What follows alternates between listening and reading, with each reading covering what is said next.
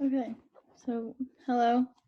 So I'm going to be explaining the Cobb-Douglas production function, which is used in economics.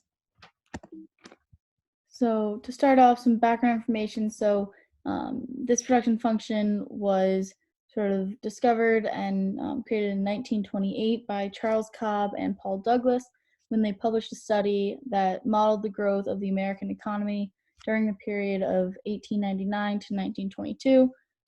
However, obviously, this function is still used to sort of model the growth of the economy today and sort of for the future.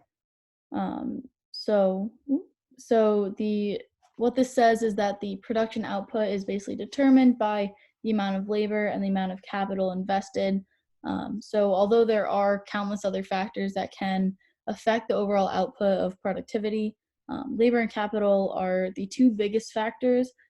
So despite all the other factors, their function that only had the two inputs of labor and capital still proved to be very accurate. Um, and so this function can be used for many different scenarios, whether it's global economies or small businesses. So the function itself is this function f of Lk. So where f is the total production, which is the monetary value of all goods produced in that year.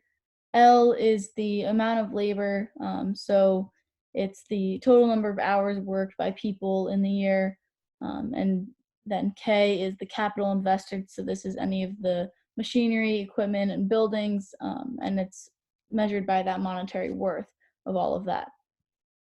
So this equation here, so the A is just the efficiency and productivity parameter, which is just a constant, so it's sort of just how productive the economy is at that time.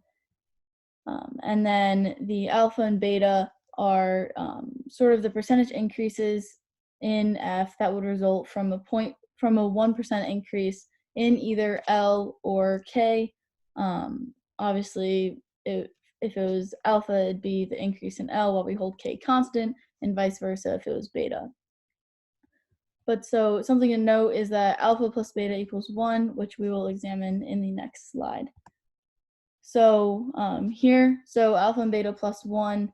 So if we were to increase both L and K, so the labor and capital, by a factor of m, then what we would get is this here. So if we increase them by m, we would plug it into our equation, and then we could take the m out, and it's still raised to that alpha and beta.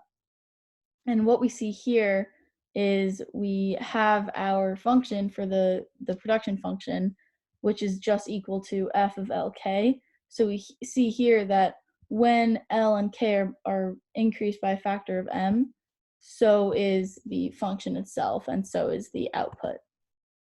So this sort of signifies that the production is also increased by a factor of m, which is showing that the production function has a constant return scale, which this means that it's when you increase the number of inputs, it will lead to the same increase in the output. So since we know that this is true, alpha plus beta needs to equal 1. Therefore, we can sort of rewrite our equation just in terms of alpha, and just have the L to the alpha times K to the 1 minus alpha, because that will end up equaling beta. So the labor and capital are complements of each other, so they sort of depend on each other. And we see this through the marginal productivity of labor and the marginal productivity of capital, which is basically our partial derivatives. So we can see the MPL is our marginal productivity of labor, and that is the partial derivative of the output with respect to labor.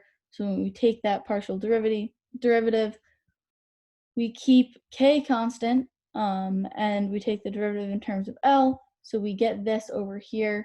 We can simplify it and sort of using exponential rules, we get K over L all raised to the 1 minus alpha.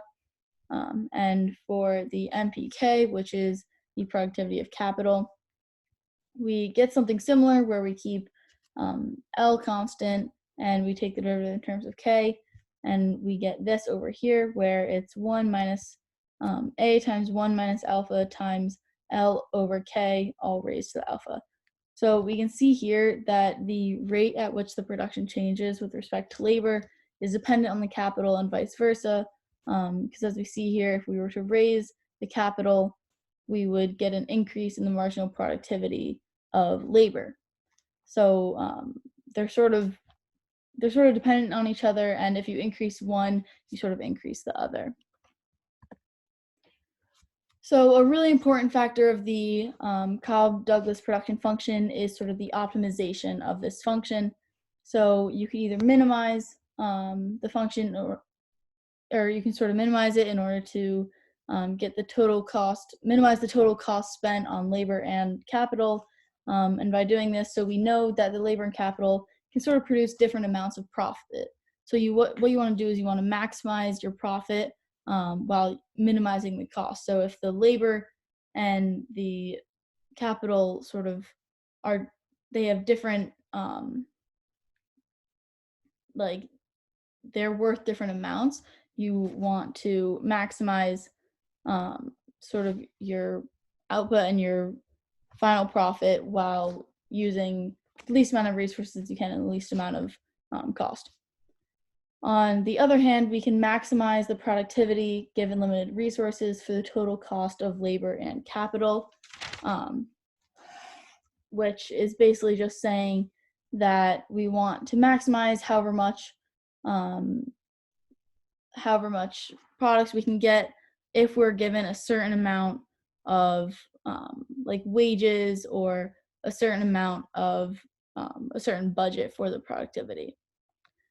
So for both of these optimization scenarios, either minimizing or maximizing, you'll need to use both the Cobb-Douglas production function and the function R equals AL plus BK, which is where R is the total available resources.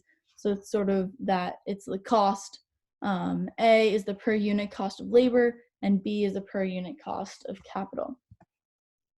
So minimization, in this case, we want to minimize the function R equals AL plus BK because we're trying to minimize this R here, which is that cost that you're putting into the productivity.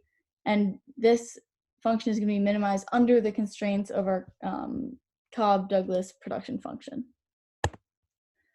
On the other hand, our maximization, this is where we want to maximize our Cobb-Douglas production function because we're trying to maximize the output, which is this F of LK. We want to maximize that while taking into account the cost of all the resources. So one maximization problem that I sort of created to sort of show how this would work is, suppose we have a Cobb-Douglas production function f of Lk equals 5L raised to the 0.25 times k to the 0.75. Notice that these exponents equal 1. Those are our alpha and beta.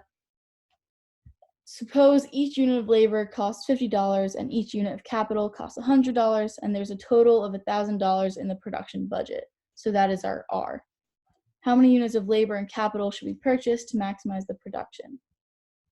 So as we see here, I sort of wrote out our two equations. We have our production function here, and then this is our function in terms of R. So this is our constraint.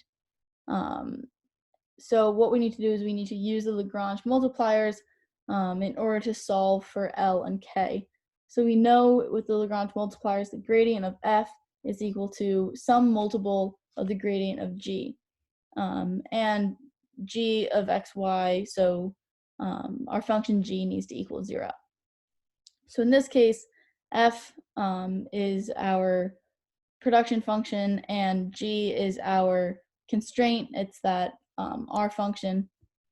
So when we take the partial derivatives of both, the partial derivative of F in terms of L will be equal to that Lagrange multiplier times the partial derivative of G in terms of L, which in this case we get 1.25 L to the negative 0.75 times K to the 0.75 equals this, our multiplier times 50, because that is the derivative of G in terms of L, keeping K constant. And same thing for the partial derivative of f, we keep k constant and take it in terms of L.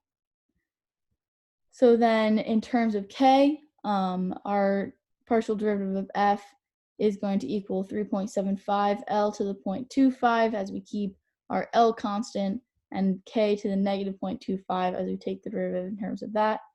And that's going to equal our Lagrange multiplier times the partial derivative of g in terms of k, which is just going to be 100.